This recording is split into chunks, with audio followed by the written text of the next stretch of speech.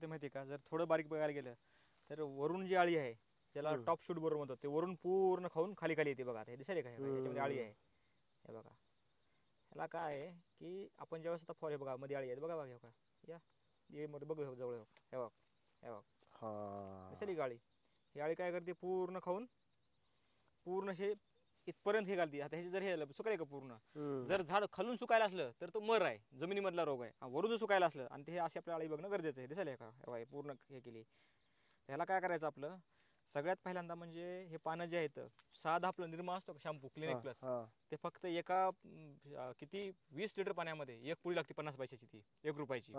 ती मारून पूर्ण फवारून घेतलं काय होतं, हे जे पूर्ण आहे का हे चिकट पण आहे, हे पूर्ण डाग निघून जाते. हे डाग निघून गेलं तर काय होते, पाणी एकदम क्लिअर झालं की त्याला हवा ऑक्सिजन घ्यायला सूर्यप्रकाश पडायला चांगलं होतं, झाड चांगलं वाटतंय.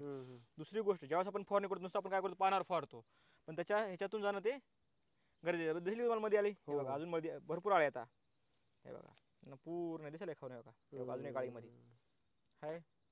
काय झाडाला लिहू देणार हे पूर्ण खाऊन झाड पूर्ण सुकत आणते खाली. एक झाड जाणं म्हणजे 500 रुपयाचं नुकसान आहे. आणि ते फक्त किती 10